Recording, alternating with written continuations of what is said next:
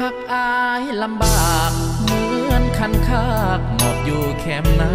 ำคิดอยากจะเว้าจะถามเห็นคนงามก้าวขามาใกล้บุญหัวคันคากมีความอยากก็เพียงแต่ใจเลี้ยวมองน้องนางผ่านไปแนมเห็นใดน้องงามละอี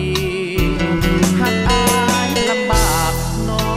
คันคากแตกต่างกับเขาเมื่อนั่งกับพูดกระเป๋าน้องลงเหยาเจ้าคงลังเกียจธรรมศาสตร์สร้างให้แตกต่างจากกบจากเขียดแต่บ่เคยอิจฉาบังเบียดไผขี้เดียดก็บ่หัวซาใจไฟฝันคันคากนั้นยังบ่สิ้นเหมือนสัตว์ทั่วไปบนดินบ่สิ้นหาเสน่หาถึงแม้ลำบากใจคันคากยังปรารถนาอยากได้ความรักนั้นมาสู่อ้อมใจไว้ขอหักแสนลำบากน้อ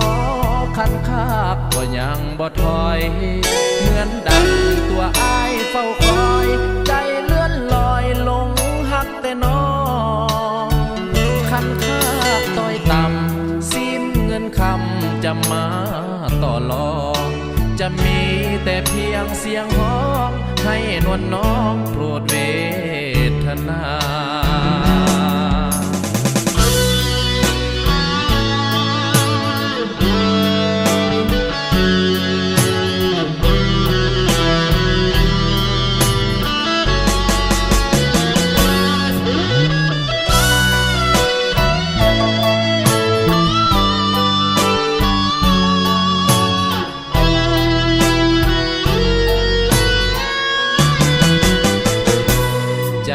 ไฟฝัน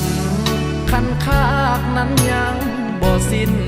เหมือนสัตว์ทั่วไปบนดินบ่สิ้นหาเสน่หาถึงแม้